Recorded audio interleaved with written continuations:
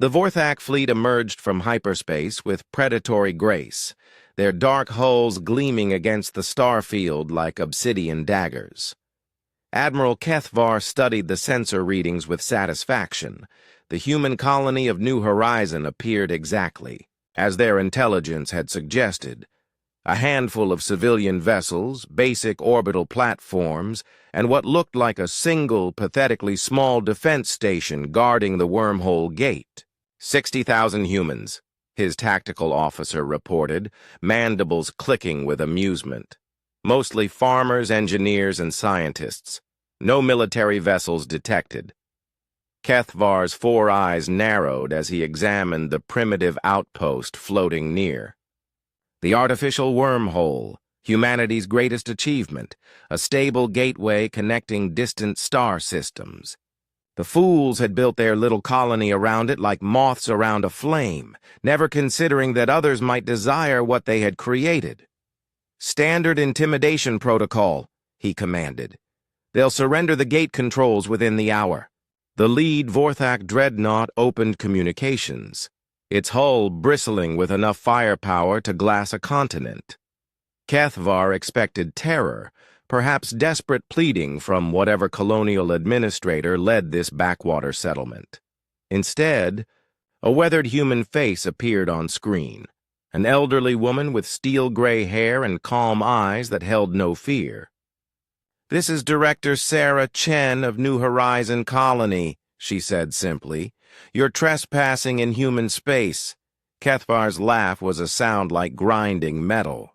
"Your space is now under Vorthak protection. Surrender control of the wormhole gate immediately, and your people will be relocated to suitable reservations." Chen leaned back in her chair. "Counteroffer, turn around and leave. You have 30 minutes. The audacity stunned him. Through the viewports, he could see the human outpost, a modest cylinder perhaps 2 kilometers long, dwarfed by his flagship alone. Its weapons were barely worthy of the name, outdated plasma cannons that couldn't penetrate modern shielding, missile tubes that held maybe a dozen shots each. "You have 1 defense station against a full battle fleet," Kethvar snarled. "Your people will die for your stubbornness."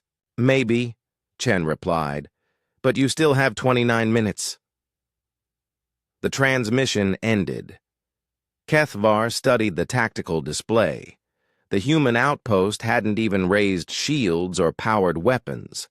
It simply hung there in space like a sleeping giant, its few defensive turrets tracking his ships with lazy precision. Behind it, the wormhole gate pulsed with exotic energies, a doorway to 17 different star systems, including some uncomfortably close to Vorthak territory. "Sir," his science officer spoke up hesitantly, "the humans have been using this gate for 37 years. They must know its operational parameters better than anyone." "Irrelevant. Begin the attack." The Vorthak fleet spread into attack formation, but as they moved closer, something changed. The human outpost began to unfold. Sections that had appeared to be structural supports revealed themselves as weapon mounts. Hidden bays opened to disgorge what looked like asteroids, until those asteroids lit fusion drives and began accelerating toward the fleet. "Sir," the tactical officer's voice cracked, "those aren't asteroids. They're kinetic kill vehicles. Hundreds of them, hidden in the local debris field." The first salvo of human weapons struck the Vorthak shields, and Kethvar realized with growing horror that the energy signatures were wrong. These weren't the primitive plasma cannons his sensors had detected. They were something far more sophisticated, disguised to appear obsolete. "Gravitational pulse weapons," his science officer whispered. "They're using the wormhole's exotic matter as ammunition." Director Chen's voice crackled over the comm again, calm as ever. "The thing about wormhole gates, Admiral, is that they require enormous amounts of energy to maintain stability. We've spent 40 years learning to harness that energy for other purposes." The space around the outpost began to distort as gravitational lenses focused the wormhole's power into coherent beams. The first shot tore through a Vorthak cruisers, shields like they were paper, crushing the hull into a dense sphere of twisted metal. But that wasn't the worst part. "Admiral," his navigator stammered, "the wormhole, it's destabilizing.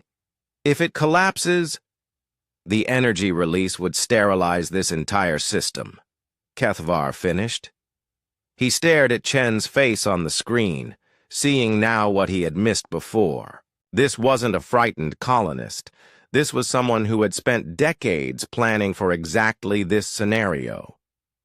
"You're bluffing," he said, but his voice lacked conviction. "You wouldn't destroy your own people." "Our people evacuated to safe distance 12 minutes ago," Chen replied. "We've been monitoring your fleet since you entered our sensor range 3 days ago. Did you really think we'd leave the most important strategic asset in human space undefended?" More kinetic projectiles slammed into his fleet. The humans had turned the entire asteroid belt into a weapon, each rock perfectly positioned and pre-programmed.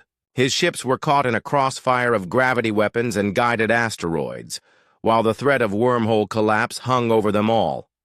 "Withdraw," Kethvar commanded. "All ships!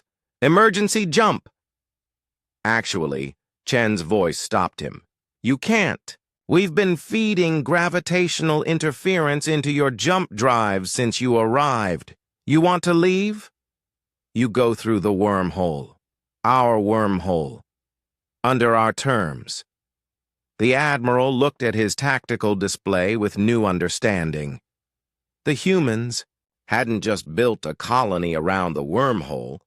They had turned the entire system into a fortress. Every asteroid, every piece of debris, every energy field had been carefully positioned to create an inescapable trap. "What do you want?" he asked finally. "Recognition of human sovereignty over this system and a non-aggression pact. Your ships will be escorted through the gate to neutral space where you'll be released unharmed. Refuse, and we'll demonstrate what 40 years of wormhole engineering can really accomplish." Kethvar looked at the readings again. The humans could collapse the wormhole at will, taking his entire fleet with it. Or they could open passages to any of 17 different systems, potentially depositing his ships in the heart of human military space.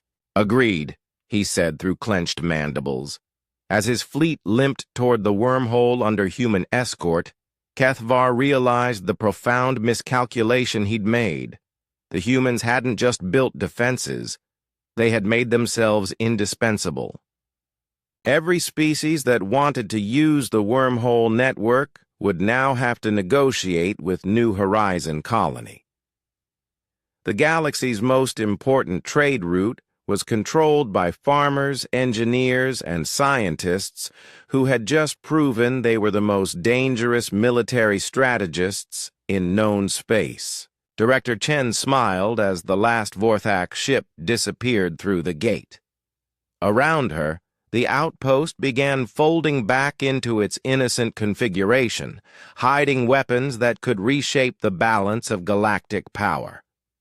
"Ma'am," her aide asked, "do you think they'll be back?"